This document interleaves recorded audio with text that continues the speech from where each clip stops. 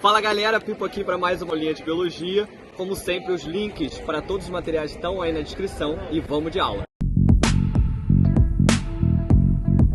Então, para mais uma aula de biologia aqui comigo, e a gente vai falar hoje sobre um tópico novo, o tópico de fisiologia, que é um estudo super importante dentro da área da biologia, um dos meus favoritos, e com certeza aí para a galera que está querendo entrar na faculdade para medicina, um dos tópicos também que pode estar aí no rol dos favoritos. Fisiologia vai ser o estudo dos sistemas, então a gente está falando de órgãos funcionando em conjunto. A gente vai ver que todos os sistemas estão entrelaçados, e é por isso que eu vou dividir essas aulas entre os sistemas, mas a gente vai fazer conexões ao longo dessas aulas. São muitas aulas, porque são muitos sistemas e cada aula pode ter um aprofundamento numa aula seguinte, tá? Que seria basicamente para a gente estudar um pouco fisiologia comparada, estudar a evolução desse sistema ao longo da evolução do reino animal. Muito importante quando a gente pensa em um ERG, tá? Essa parte de fisiologia comparada, e fisiologia como um todo é um dos tópicos mais cobrados em Enem, em FUVEST, em PUC também, e obviamente até na prova da UERJ. Então é muito importante, muito relevante que vocês façam aí muito bem esse estudo e saibam que essa é a primeira aula de uma série delas, que então todas vão estar lá no card no final em relação a uma playlist, tá? Que eu vou criar com todas essas aulas de fisiologia. Bom, vamos começar falando sobre alguns conceitos importantes dentro da área de fisiologia, que é o conceito de homeostase e feedback. Eu vou ter que falar várias vezes sobre isso e por isso eu gosto de explicar no início, antes da gente começar. Primeiro, o termo homeostase, o que significa? É o equilíbrio das reações do corpo. Então, basicamente, quando eu falo que um corpo está em homeostase, significa dizer que ele está equilibrado. E o corpo ele vai buscar sempre essa homeostase, uma vez que toda vez que eu preciso de cálcio, eu vou consumir esse cálcio, mas depois eu preciso voltar àquele nível normal, para montar de volta aí a homeostase. A gente vai ter também essa regulação não só a nível de sais minerais, mas a nível hormonal, a nível de neurotransmissores e muito mais. Então é por isso que eu vou voltar muito nessa palavrinha tão importante. E a palavra feedback aqui também é importante porque é algo que vai aparecer muito, tá, ao longo dos sistemas, mas em especial na parte de endócrino e na aula de hoje, que é a aula de digestão. Primeiro vamos falar então a ideia do que é feedback, é um mecanismo de retroalimentação. Então, basicamente a ideia de feedback é uma resposta natural que o próprio corpo se autorregula. E essa autorregulação ela vai ser muito importante na homeostase porque ela muitas vezes vai manter níveis hormonais ou níveis de determinadas moléculas como a glicose de uma forma controlada, sempre equilibrada, nem passando demais do nível superior, nem passando demais do nível inferior.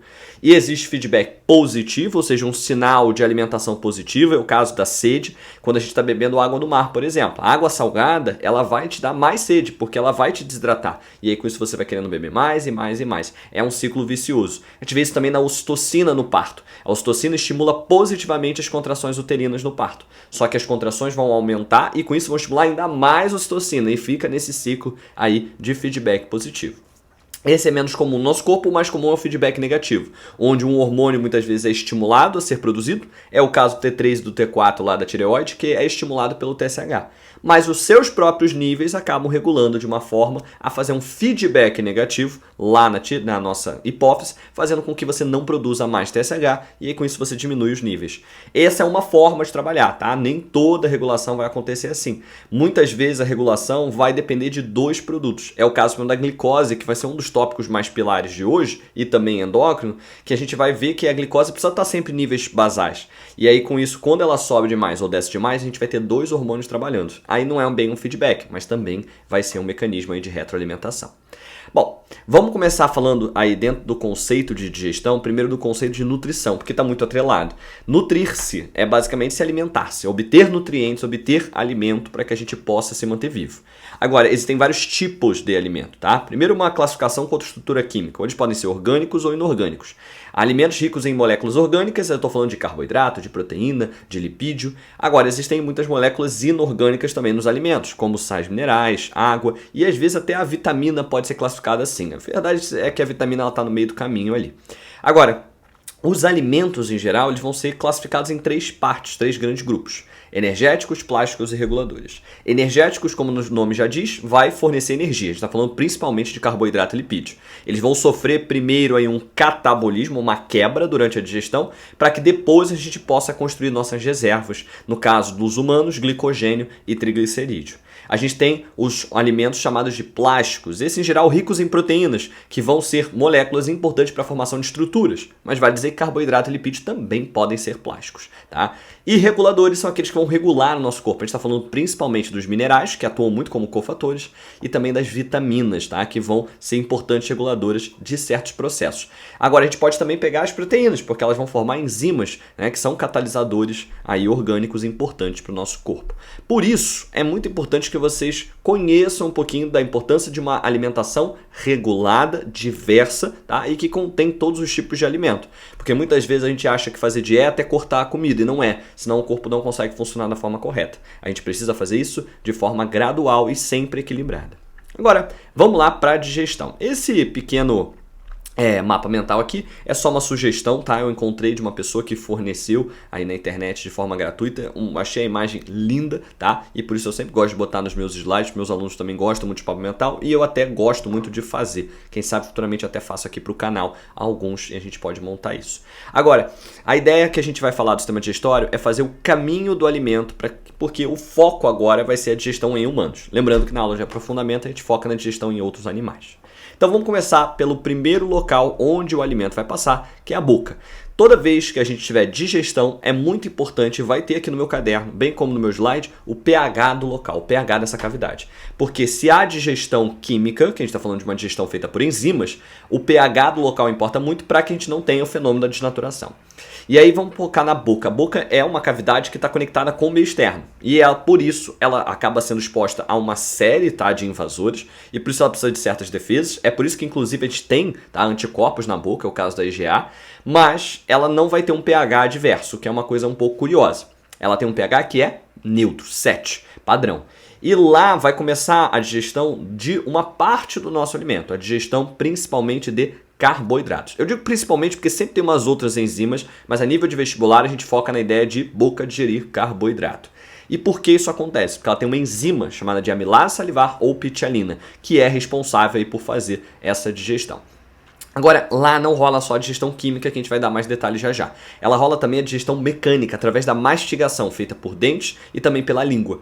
E isso ajuda muito no processo, porque vai fragmentar a comida, aumentando a superfície de contato do alimento com as enzimas que vão fazer a digestão. E deixando claro, o que é digerir, que a gente não chegou a comentar isso? É quebrar moléculas grandes, né, amido, glicogênio, proteínas, triglicerídeos, em moléculas menores, tá? Micromoléculas que podem ser absorvidas, passar por espaços entre as células ou até pelas células intestinais e que a gente pode depois montar a forma que a gente quiser, através do anabolismo. Criar reservas, criar proteínas, criar moléculas como carboidratos aí estruturais, tanto faz. É por isso que eu quebro em peças menores para depois poder construir o que eu quiser. Isso é só para deixar claro, teve uma questão antiga do Enem que falava sobre consumir certos tipos de alimento para que você tivesse. Por exemplo, queratina. Se eu comer uma bala de queratina, vai formar queratina necessariamente? A resposta é não. Eu como a queratina, eu só aproveito os aminoácidos dela. O que eu vou fazer com os aminoácidos depende do meu corpo, tá bom? Agora, voltando aqui à digestão química, ela vai acontecer através da saliva, que é um líquido produzido pelas glândulas salivares que vão ficar localizadas aqui na região próxima à boca e vão ficar disparando a saliva em resposta muitas vezes a informações visuais e olfativas, tá, de alimento. Essa liberação da saliva ela é importante, a gente vai falar um pouquinho dela no sistema aí nervoso. Agora, é importante que vocês saibam que a saliva não tem só a amilase salivar, que é a enzima que quebra amido em maltose. Ela também vai ter outros componentes, tá? Como a mucina, que faz com que a gente deixe o nosso alimento um pouquinho mais viscoso, tá? E isso faz com que o alimento meio que escorregue à medida que ele vai passando pelas cavidades. Isso é muito bom porque facilita a chamada deglutição, o ato de engolir. E é por isso que o ideal é que a gente mastigue a comida por um tempo, não só para picotar mais a comida, mas também para misturar bem a saliva e formar bolos, né, que seriam fáceis de passar. E falando em bolo, como assim bolo? Não é bolo de refeição, não é bolo de festa. É porque o nome da comida ela vai mudar ao longo desse processo. É você marcar aqui no caderno, tá, em rosa, e tem nos slides lá depois a gente vai relembrar isso, quais são os nomes em cada etapa. Mas aqui, quando o alimento se mistura à saliva, ele passa a se chamar bolo alimentar. Isso aqui é um cuidado que tem que se ter, tá, quando você vai fazer uma questão discursiva. Se você vai apontar a comida naquela posição, você tem que usar o nome correto. Então, assim que passar pela boca, forma-se o bolo alimentar. E esse bolo alimentar vai para onde? Ele vai em direção A faringe. A faringe é um órgão muito importante que está tanto no sistema digestório, digestivo, quanto no sistema respiratório. É um tubo de passagem de ar e de comida. Lá a gente vai ter a chamada epiglote. A epiglote vai ser uma estrutura feita de cartilagem que consegue se movimentar e tampar a glote, como se fosse uma tampa de bueiro. Então pensa que a glote é a região por onde vai passar o ar lá para a laringe. E quando a glote está tampada, significa dizer que você não vai conseguir fazer nenhuma troca gasosa ali, você não vai conseguir exalar o ar nem inalar o ar. Mas por que a gente pode fazer isso? Por que eu fecharia isso de propósito? Basicamente para que não chegue comida nessa região. Então, existem dois caminhos ali a partir da faringe. Ou o esôfago, que fica sempre aberto, que é o caminho da comida, ou a laringe, que é o caminho do ar. Esse vai ficar fechado quando a gente vê a presença de comida, enquanto que ele vai ficar aberto quando não há passagem de comida por ali. É por isso que pode provocar um engasgo. O engasgo é quando a comida, em vez de ir para o esôfago, ela acaba indo para a laringe. E a gente tem o nosso próprio diafragma meio que empurrando a comida de volta para que ela possa ir na posição correta. Por que na maioria das vezes a gente não engasga? É porque essa decisão do que a epiglote faz, se ela fecha ou não a glote, é decidida baseada na densidade do que está passando ali em cima. Tá? Então, se for algo mais denso, a tendência é que a gente feche, tá, a laringe, porque é comida e vai passar ali para a região do esôfago. Comida ou água, né? Ou líquidos. Agora, se for algo pouco denso, a gente sabe que é ar, e aí com isso a gente vai deixar a laringe aberta e vai encaminhar o ar em direção aos pulmões. Tá bom? Agora, o esôfago é o caminho seguinte aqui e é um dos caminhos mais importantes para a gente pensar em vestibular discursivo, porque eles adoram cobrar os movimentos peristálticos. O que são esses movimentos? São movimentos que empurram a comida, feitos com musculatura lisa, tá? Então um músculo involuntário, que vai de fato direcionando a comida no local correto, que é na direção do ânus, passando por todo o trato intestinal. Esse movimento começa aqui no esôfago, ou seja, se chegar no esôfago a comida e você virar de cabeça para baixo, a comida não volta, tá? Porque ela já vai começar a ir no caminho correto devido aos movimentos peristálticos. É importante porque cria uma direção. É importante porque esses movimentos eles podem ser acelerados ou desacelerados, dependendo do que a gente está passando por ali.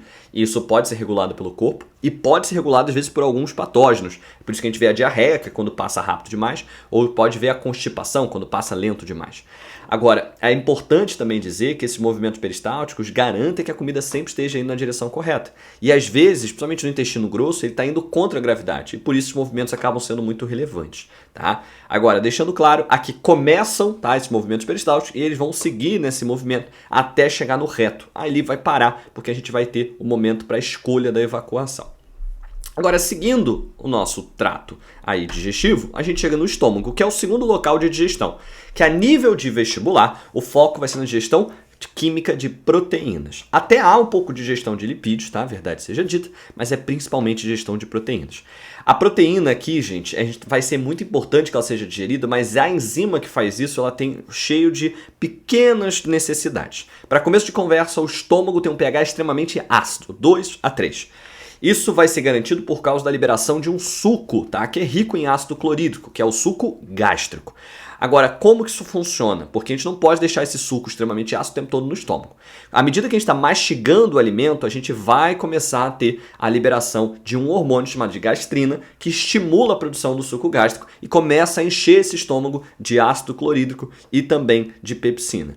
Agora, esse suco depois deve ser eliminado porque ele não pode ficar ali, uma vez que essa acidez poderia levar a uma corrosão do estômago. Mas por que ele não corrói de uma vez só? Porque aqui próximo à parede do estômago a gente vai ver a liberação de um muco. E esse muco ele acaba sendo produzido pela própria parede e ele protege dessa acidez. Então o estômago está preparado para lidar com essa acidez, só não por muito tempo. É por isso que a gente só deve ter suco gástrico lá quando a comida está passando.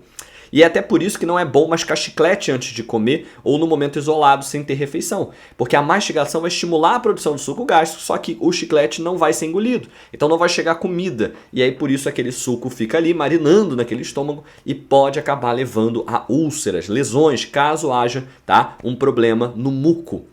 Esse tal muco protetor. Agora, deixar claro, esse suco gástrico ele não é só importante porque a enzima funciona em pH 2. É importante também porque a enzima não se mantém ativa. Então, a pepsina, tá, ela vai ficar na forma inativa quando não há suco gástrico. Ela fica na forma de pepsinogênio. Quando a gente vê a chegada do HCl, esse pepsinogênio é transformado em pepsina, agora sim ativa e começa a fazer a digestão de proteínas. Isso é muito importante porque se a pepsina ficasse ativa o tempo todo, ela poderia levar à degradação de proteínas das células ali da parede do estômago, que não é o que a gente quer. Então a gente quer manter a digestão apenas do que é o alimento. E aí por isso que a gente vai manter a pepsina quando não há alimento lá na sua forma inativa, que a gente vai chamar então aí de pepsinogênio. E deixar claro, tá, que nesse ponto aqui a gente vai ter uma mistura de novo do alimento com suco e aí muda de bolo alimentar para quimo, tá? E deixar claro que as proteínas elas são quebradas aqui, sim, são digeridas pela pepsina, mas não formam aminoácidos ainda, formam peptonas, que são basicamente pequenos peptídeos, proteínas menores que depois vão terminar de ser quebradas lá no intestino, tá bom?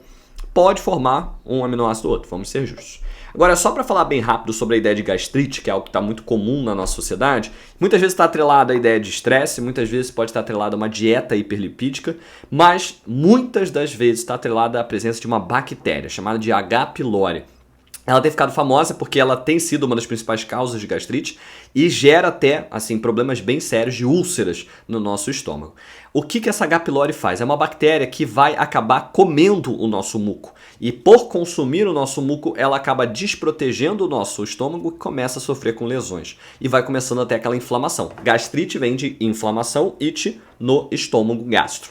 É muito triste isso porque o nosso estômago ele não vai conseguir lidar com essa acidez e essa bactéria ela consegue viver no meio ácido, que é muito curioso, isso é bem raro e por isso que ela é tão difícil de tirar. Em geral, uma cirurgia vai ser necessária para reparar e muitas vezes uma dosagem de antibiótico mais severa e só alguns, tá? Porque é muito mais uma questão local do que uma questão sistêmica, tá bom?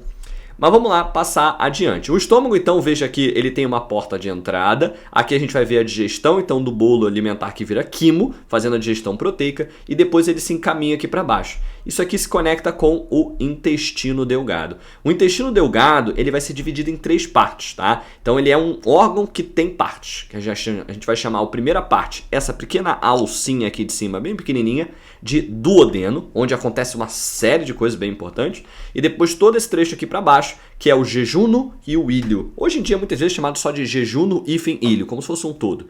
O jejuno e o íleo é a região de absorção. Ainda rola um pouquinho de digestão no jejuno, no íleo não, mas o jejuno e o íleo tem como principal função absorver o alimento. Enquanto que o duodeno, esse vai ser mais responsável pela digestão de nutrientes, tá? Principalmente está falando de carboidratos, proteínas e de lipídios. A gente vai ver que realmente é um local com muita digestão. Agora, deixando claro, o pH aqui ele vai ser básico. Como é que a gente sai de um estômago com pH 2, que é bem ácido, para um pH 8, que é básico? Isso vai ser corrigido, tá? Pela presença do bicarbonato, que vai estar presente no suco pancreático. O pâncreas libera esse bicarbonato em resposta, tá, a um hormônio, e com isso a gente vai ver o quimo ficando todo envolto nesse bicarbonato e ele sai do pH 2 e vai passar ao pH 8. Veja que então esse bicarbonato é um líquido que vai ser extremamente básico. Ele consegue corrigir uma escala aí de pH, que é uma escala logarítmica, então é uma mudança e tanto. Agora, a gente vai trabalhar, tá, cada um desses pontos aqui de duodeno, jejuno e de íleo em etapas. E dentro do duodeno eu vou falar de cada suco que tem atividade aqui. Por quê? Dentro do duodeno a gente vai ver a digestão, tá, de 3 grandes moléculas, carboidratos, proteínas e lipídios, mas vai ter a chegada, tá, de 2 sucos e ainda o intestino produz um próprio suco que é o chamado de suco entérico. E por isso eu vou trabalhar de forma aí lateralizada. Agora, deixar claro que o quimo, ao chegar aí em contato com o bicarbonato, a gente vai ver a transformação na molécula que a gente vai chamar de quilo. Bom, molécula não, né? O grupo ali de comida é o bolo alimentar em si, que já mudou de nome mais uma vez. Agora, vamos suco por suco. Começando pelo suco pancreático. O suco pancreático é um dos principais sucos digestivos do nosso corpo. Então, o suco gástrico tinha lá a pepsina. Querendo ou não, a saliva é um tipo de suco, tinha a pitialina, a amilase salivar, mas aqui o suco pancreático ele é rico em várias e várias enzimas. Tá? Mas antes de a gente falar delas, eu quero deixar claro que o suco pancreático ele é liberado em 2 partes. Ele primeiro libera o bicarbonato em resposta, tá, à acidez ali, e depois ele vai liberar o conjunto de enzimas digestivas. Enquanto que o bicarbonato não tem nenhuma ação digestiva, por se dizer, o foco dele é corrigir o pH ácido quimo, a gente vai ver as enzimas tendo um papel muito forte na digestão do alimento. A gente tem algumas enzimas e aí vamos citar elas: tripsina, quimiotripsina, lipase, amilase, nucleases, e a gente ainda pode ver algumas outras menos famosas. Mas essas são as principais que a gente pode citar aqui. Vamos focar primeiro em proteína, que a gente já estava falando do estômago. Então, como eu falei, a maior parte das proteínas só foram quebradas em peptonas. E aí a gente precisa fazer uma quebra mais precisa em pedaços menores até chegar a aminoácidos.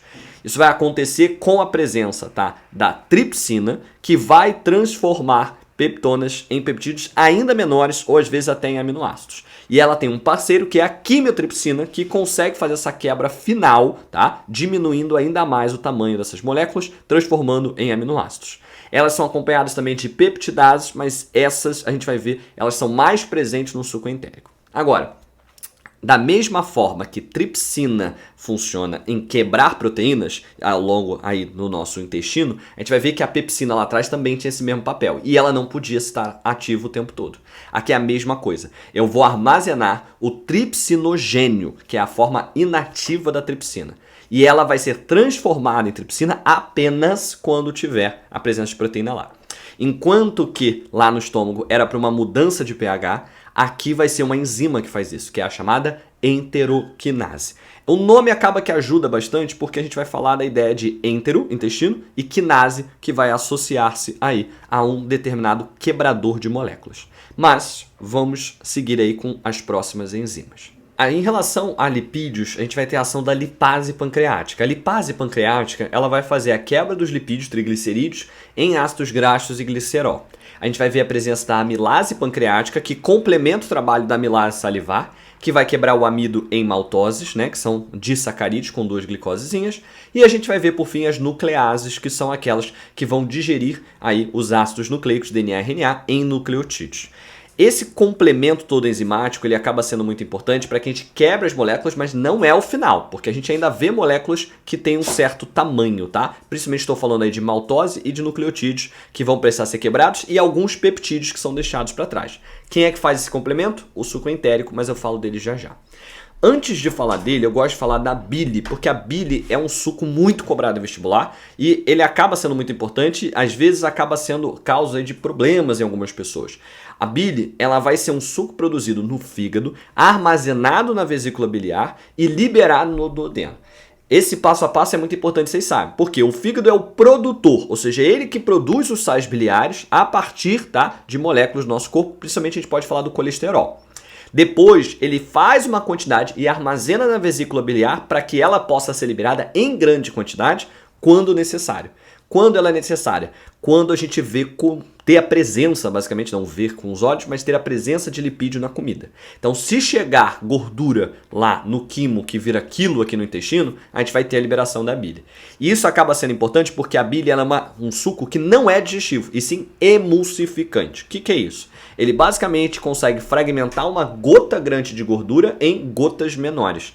E isso vai aumentar a superfície de contato do óleo, basicamente da gordura, com as enzimas que fazem o trabalho. Então, quem digere o lipídio, a gordura, é a lipase, enzima. Agora, ela só vai conseguir fazer bem o seu trabalho se a bile estiver sendo liberada, porque ela vai ajudar a aumentar a superfície de contato da enzima com a gordura. E é por isso que a bile é tão importante. Ah, mas tem pessoas que vivem sem vesícula biliar. Isso é verdade, eu conheço algumas dessas pessoas. A gente acaba tendo muitas vezes o entupimento dela, muitas vezes por uma dieta restritiva em lipídios, outras vezes motivos genéticos ou ambientais. Agora, é importante que a pessoa que não tem a vesícula biliar consuma menos lipídio. Por quê? Ela só vai liberar uma quantidade pequena de bile, porque ela não tem onde armazenar. Então o fígado se conecta diretamente com o duodeno, nesse caso, e aí com isso a quantidade de bile vai ser reduzida e a digestão de gordura vai ser reduzida, tá bom? Agora, em pessoas saudáveis que têm vesícula biliar, essa estrutura aqui, ó, verdinha grudada ao fígado, a gente vai ver um armazenamento de uma grande quantidade e, quando necessário, liberado. Vale dizer que esses sais biliares podem formar cristais, e é por isso que a gente precisa estar sempre de olho se não há um entupimento, tá, do chamado duto biliar que se conecta com o duodeno. Agora, deixar muito claro isso para o vestibular, porque ele cobra muito isso.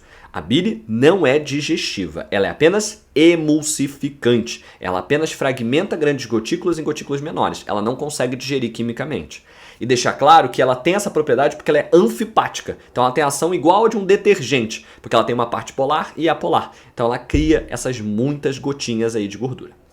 Agora vamos lá para o suco entérico, que é o último suco que é liberado e, na verdade, ele é liberado e produzido pelo próprio intestino na região do duodeno. Ele vai conter enzimas que vão fazer basicamente aí o final da digestão e ela também contém a enteroquinase, que vai dar um suporte lá no suco pancreático, porque é ela que ativa a tripsina. Agora, como que a gente vai observar, tá, esse suco trabalhando? Ele quebra o final. Então ele quebra peptídeos, ele quebra maltose, ele quebra lactose, ele quebra sacarose. E ele também pode quebrar, tá, os nucleotídeos em fosfato, em base nitrogenada e pentose. Quando a gente fala desse caso, a gente chama de nucleotidase. Isso cai muito pouco, por isso que eu não botei aqui no caderno. Quando a gente está falando de peptídeos, são as peptidases. Tem as carboxipeptidases e as aminospeptidases. São tipos diferentes de enzimas que vão quebrar certos tipos de ligações peptídicas até chegar aos aminoácidos. Em relação a maltose, lactose e sacarose, os nomes das enzimas são muito fáceis, né? Maltase, que vai quebrar a maltose em duas glicoses, a lactase, que vai quebrar a lactose, né, em uma glicose e uma galactose, e por fim a sacarase, que vai quebrar a sacarose em glicose e frutose. A lactose, de longe, é aquela que está sendo mais falada por causa dos intolerantes à lactose. Eu sou um caso desses, que acaba não tendo a produção de lactase, e aí por isso eu tenho que tomar um suplemento, que é uma bactériazinha que produz lactase para mim e que faz a digestão da lactose para que eu não fique cheio de gases, tá? Agora, importante dizer que esse final aqui da digestão é muito importante, porque agora a glicose, galactose e frutose, que são monossacarídeos, bem como os aminoácidos, são moléculas bem pequenas, essas sim vão poder ser absorvidas lá depois pelo intestino delgado. Agora, como é que funciona essa absorção? Primeiro vamos focar na ideia de para onde vai todo esse alimento. Ele vai todo para o fígado primeiro, tá? Então, o intestino ele é revestido de várias veias e vários capilares que vão formar o que a gente chama de sistema porta-hepático. É um sistema circulatório muito interessante, basicamente que o nome porta aqui porque é uma porta de entrada. Então, esses capilares todos se unem numa veia, chamada de veia porta-hepática, que vai levar o alimento lá que sai do intestino para primeiro o fígado, para depois chegar aos outros órgãos. O que o fígado faz? Ele vai fazer uma seleção do que pode ser liberado para o corpo e o que não pode. Por exemplo, toxinas em geral são retidas no fígado e tentam ser metabolizadas o quanto antes. É o caso do álcool, quando a pessoa faz uso de bebida alcoólica. E certos alimentos têm grande quantidade aí no alimento e por isso eu vou reter parte dela. Então quando eu como muita gordura, quando eu como muito carboidrato, o fígado retém parte desses nutrientes e só libera o resto, tá? O excedente de volta para o sangue para que possa ser distribuído para o corpo todo. Lembrando que o fígado ele é um órgão multifuncional, mas aqui associado ao intestino ele tem esses dois grandes papéis, primeiro de desintoxicar o corpo de algo que a gente possa ter colocado para dentro e também de selecionar o que vai ser reserva do que vai ser de fato compartilhado com o resto do corpo. É esse o órgão aí que vai ter esse grande papel de seleção, porque se a seleção for feita errada, a gente pode acabar tendo aí falta de certos nutrientes no corpo e muitas vezes uma reserva exagerada pode acabar afetando esse órgão. É por isso que o consumo aí de dietas hiperlipídicas pode levar a problemas no fígado, porque o fígado começa a ficar cheio de gordura, que a gente chama de esteatose hepática. Perigosíssimo, tá? Agora, como que funciona essa absorção a nível mais micro? A absorção vai rolar então no jejum e na região do ilho. Ela vai ser feita através da presença de dobras no nosso intestino. Dobras que a gente chama de rugas, tá? Que são dobramentos visíveis muitas vezes ao nosso intestino, mas que nesses dobramentos a gente vai observar dobras ainda menores, as chamadas vilosidades, que ainda são visíveis a olho nu, e as microvilosidades, que só são visíveis a nível de microscópio. As vilosidades são dobras, tá? Na parede intestinal, enquanto que as microvilosidades são dobras na célula intestinal. Vocês estão vendo aqui nessa imagem. As microvilosidades junto com as vilosidades vão fazer tantas dobras que a gente aumenta muito a superfície de contato entre o alimento e a parede intestinal. Isso maximiza a absorção de alimentos, tá? Basicamente, se a gente não tivesse esses dobramentos, a nossa taxa de absorção seria perto aí de 20% a 10% do que a gente de fato come. Isso porque a gente ainda teria uma velocidade ou outra. Então é muito pouco. A gente precisa dessas velocidades para absorver todos os nutrientes necessários. Muitas vezes, pessoas que têm problemas nessas velocidades, a gente vai ver já um caso, elas podem sofrer de uma desnutrição, porque faltam certos nutrientes a hora de ser absorvido, tá bom? Por isso que a gente precisa cuidar deles e deixar claro que a ideia aqui é sempre superfície de contato. Isso é muito importante para a discursiva da UERJ, tá? Lembrar que quanto mais dobras, mais superfície de contato, mais absorção. Agora, vamos falar um pouquinho da absorção de lipídio. Lipídio é um negócio complicado, porque o lipídio ele é muito grande. Mesmo o ácido graxo que estava ali, ele ainda assim é grande demais para ser transportado. Então, como que a gente faz isso? Basicamente, a gente digere o lipídio lá dentro do intestino com a lipase, mas a gente não vai deixar ele assim por muito tempo. Então eles são absorvidos na forma de glicerol e ácidos graxos, mas dentro, tá, das células epiteliais do intestino, esse epitélio aqui que tem as microvilosidades, a gente vai ver que ele vai ser remontado, ou seja, a gente volta a ter a presença de triglicerídeos. Esses triglicerídeos então vão ser depois absorvidos lá pelo retículo endoplasmático liso e lá ele vai ser aí transportado, tá? Como assim ele vai ser transportado? Ele vai ser transportado não para o sangue, como a gente imaginaria que seja, e sim para os vasos linfáticos, o que é muito curioso. Por que os vasos linfáticos? É um vaso que não tem pressão, é um vaso que vai transitar numa velocidade muito mais lenta, e aí com isso esse lipídio, que é muito maior, ele não vai acabar provocando danos ou entupimentos a esses vasos, tá? Ele vai ser combinado a outros lipídios, muitas vezes, formando o que a gente chama de quilomicron, e também pode ser associado ao colesterol e outras proteínas. Esse quilomicron nada mais é do que uma grande blob, né? Um grande globozinho de lipídio. E ele vai ser transportado pelos vasos linfáticos até o fígado, e do fígado depois é que ele pode ir para os vasos sanguíneos à medida que for necessário, tá? Então o vaso linfático aqui é basicamente uma rota alternativa para que não haja risco, tá, de entupimento dos vasos de forma precoce. Porque o fígado, o que ele vai fazer se tiver absorvido muito lipídio? Ele vai reter uma parte e só vai liberar outra, evitando problemas futuros, tá bom? E aí depois que todo o alimento orgânico for absorvido, a gente vai para o intestino grosso. E aí deixar claro duas coisas. Alimentos aqui vai ser orgânico e inorgânico. O inorgânico é absorvido lá no intestino grosso, que a gente vai ver já já. Água e minerais. Agora, a parte orgânica toda vai ser aí trabalho do intestino delgado, jejum e ilho. Agora, lembrando que esse jejum e ilho não podem estar comprometidos, as vilosidades precisam estar presentes. E tem um grupo de pessoas que infelizmente sofre com a falta dessas vilosidades por causa da destruição delas. São os celíacos. A doença celíaca, que também é conhecida como intolerância ao glúten, ela vai ser uma doença autoimune que é gerada por uma resposta imunológica que a gente não entende ainda muito porquê, à presença do glúten na nossa comida. E aí o nosso corpo começa a tratar o glúten como um antígeno, como um corpo estranho, e começa a destruir ele. Só que essa inflamação acaba levando à destruição de células nossas, inclusive as células aqui do epitélio intestinal. E aí uma vilosidade bem desenhadinha, como a gente vê aqui, acaba deixando de existir e esse epitélio começa a ficar mais liso. Isso reduz muito a absorção, tá? Deixar claro que o glúten, ele é uma proteína que está presente, tá, no trigo, na cevada, no centeio, basicamente em cereais, e que ele não tem nenhum mal a gente, a verdade é essa. Ele, na verdade, é muito importante para que o pão fique firminho. Só que algumas pessoas respondem negativamente a ele. E aí, por isso que algumas pessoas não podem ter contato. Quem não é celíaco, em tese, você pode comer o glúten, não faz diferença nenhuma. Vai ser aí, entrar no seu corpo e vai sair nas fezes, porque ele não é absorvido. Agora, para quem é celíaco, aí não pode consumir de jeito nenhum, tá? Porque qualquer pessoa que faz uso de glúten e é celíaco vai ficar com poucas microvilosidades e vilosidades e acaba tendo uma absorção muito prejudicada. A única solução é cortar o glúten e geralmente vai demorar até 2 anos para você voltar a ter um intestino muito bem regulado. Então por isso que é tão chato essa doença celíaca e por isso que o nome hoje é doença, tá? Essa ideia de intolerância ao glúten ficou um pouco ruim, porque a intolerância à lactose é só você tomar a enzima que resolve. Aqui não tem remédio nenhum que vai resolver esse problema, tá? Agora vamos ir fechando o nosso tubo digestivo, chegando no intestino grosso, que vai ser o responsável então, pela absorção de água, sais minerais e algumas vitaminas. Ele vai ser muito importante, tá, para que o bolo fecal se forme, que é basicamente o bolo de comida, que era aquilo até aqui, só que sugado o excesso de comida, ou seja, ele que ainda é uma pasta, vai se transformar numa estrutura mais sólida. E retirando esse excedente de água, a gente vai, se manter bem hidratado, e 2, a gente vai ter a formação aí do bolo fecal que deve ser evacuado. Deixar claro que a absorção de água aqui é feita basicamente por osmose e ela vai ser mediada pela atividade de alguns outros minerais, como é o caso do sódio, que pode ter um cotransportador aqui, tá? Junto à glicose, um chamado transporte ativo secundário, onde a gente puxa a glicose que ainda está aqui no alimento e sódio, e isso cria um fluxo positivo dentro da célula, ou seja, eu crio um ambiente hipertônico que depois vai acabar puxando água por osmose. Esse transporte ativo secundário aqui é o responsável para a gente se hidratar bem quando faz uso de isotônico. Tem várias marcas por aí, por causa do YouTube eu não posso citar. Agora, esses isotônicos é muito importante que eles tenham 3 coisas na composição: água, glicose e sódio. Várias marcas hoje em dia estão fazendo uso cada vez mais de trocar o sódio pelo potássio, porque as pessoas falam que o sódio está muito associado à pressão alta. Depende da quantidade.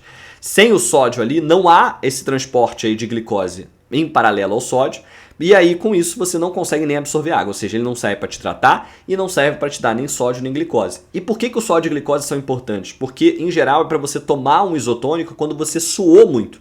E no suor você vai perder muita água, você vai perder muito sódio. E você ainda perde glicose porque em geral você só está suando quando você está fazendo exercício.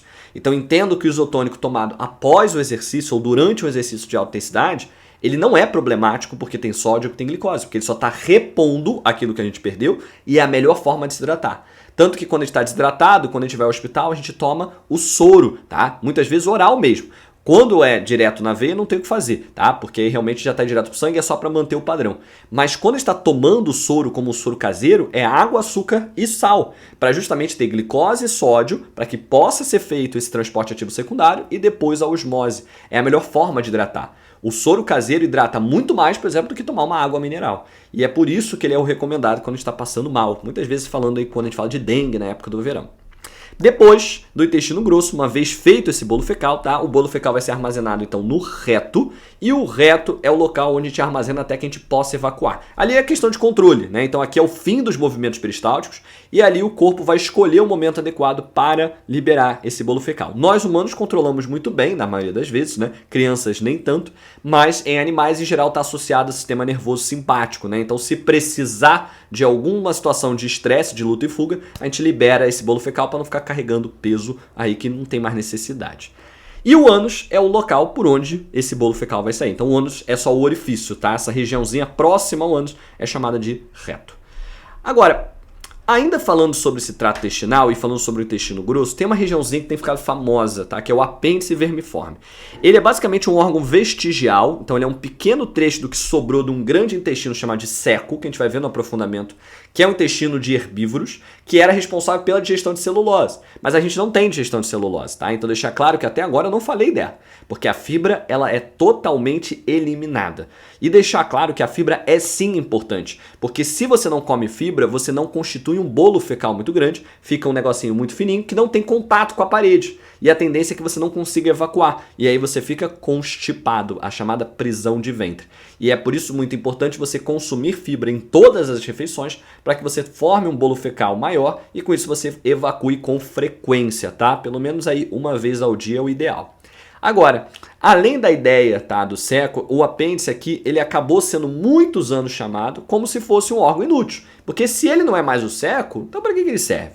Só que a gente foi ver que o apêndice é sim um órgão vestigial, porque ele é o vestígio do ceco, mas ele é super importante, dado aí que hoje ele é a casa, entre aspas, da nossa microbiota. Então é um local onde a gente vai armazenar uma série de micro-organismos que vão ser simbiontes, que vivem em parceria com a gente, numa relação mais positiva para ambos, que vão ajudar na digestão, vão ajudar na proteção contra a entrada de bactérias patogênicas, porque elas vão competir por espaço, ou elas podem até destruir, tá, essas bactérias patogênicas, e elas ainda podem produzir vitaminas pra gente, como é o caso da vitamina B12, que a gente não tem na dieta. A gente só consegue a partir da bactéria que vive no nosso intestino, tá? E muitas outras funções. Hoje em dia tem muita pesquisa associada ao apêndice e à microbiota. Hoje dizem que o intestino é o nosso segundo cérebro, dada tanta relevância que ele tem pro nosso cognitivo. E já estão até relacionando certos transtornos, tá? A uma presença de uma microbiota não saudável. A microbiota, deixa claro, ela hoje, tá, já é bem claro pra gente isso, ela pode regular até o que a gente come, porque dependendo do grupo de microbiota que você tiver, de micro-organismos que vivem ali, eles têm uma preferência alimentar, e aí você tende a buscar esse mesmo tipo de alimento, ou uma dieta gordurosa, ou uma dieta mais saudável, ou uma dieta rica em fibras, e assim vai. E é por isso que dieta demora um tempo até você conseguir se acostumar, porque no começo a sua microbiota está acostumada à dieta passada, então ela não vai gostar dessa mudança, e aí você acaba tendo a sensação de que você prefere voltar àquela dieta antiga. Mas se você persistir por um tempo, a microbiota vai mudando e aí com isso você vai se adaptar muito bem a essa dieta. Agora, a melhor dieta do mundo não é cortar nada, deixar claro, é ser cada vez mais diverso nos seus pratos, para que você possa ter vários tipos, tá, de micro-organismos aqui. São vírus, são bactérias, são fungos, são protozoários. Quanto mais espécies diferentes você tiver, melhor é a sua microbiota e isso já está associado a uma longevidade maior por ações na epigenética, tá? Então, muito importante ficar de olho aqui em apêndice. Eu hoje gosto de comentar um pouquinho nas aulas sobre isso, porque eu acho que é um conteúdo que tende a aparecer mais. Mas não é muito comum de livro ainda, porque é um conteúdo assim, um estudo muito recente.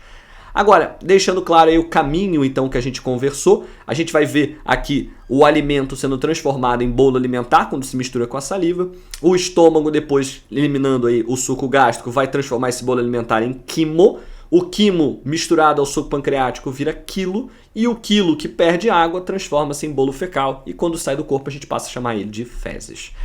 E além disso, aqui estão as enzimas, para quem quiser dar um printzinho, que é um trabalho que uma colega minha fez, ficou muito bom, muito bonito, né? De resumir todas essas enzimas. Então lembrando que a digestão de carboidrato acontece na boca e no intestino, na boca pela amilase salivar, no intestino pela amilase pancreática, e o término da digestão de carboidratos acontece lá no suco entérico, com maltase, lactase e também a sacarase. Proteínas, lembrar da pepsina no estômago e a tripsina no intestino a partir do suco pancreático, e lembrar que as peptidases vão terminar esse trabalho lá também no suco entérico. Ácidos nucleicos começam lá apenas no intestino e terminam por lá mesmo, com as nucleases e as nucleotidases, e a gente vê, por fim, a digestão de lipídios acontecendo pela lipase pancreática, que vai fazer a digestão lá no nosso intestino delgado. Tá? Basicamente, esse resuminho aqui é para que a gente possa trabalhar, tá, os conceitos aí de enzimas de uma forma mais, assim, clara e organizada. E aí, para isso, quem gosta de depois revisar isso, porque é um conteúdo que eu acho que vale a pena vocês revisarem algumas vezes, é muito importante que vocês façam aí com esses resuminhos. Bom, por hoje eu fico por aqui. Lembrando que todos os meus cadernos aqui em conjunto estão disponíveis no link, caso vocês queiram adquirir. E a gente vai dar sequência a essa aula aqui, tá? Com a aula 2, 3 e assim vai dentro da fisiologia. E vocês vão encontrar, tá? Aí a playlist nesse finalzinho do vídeo, no card, tá bom? Então, até a próxima. Um grande abraço e valeu!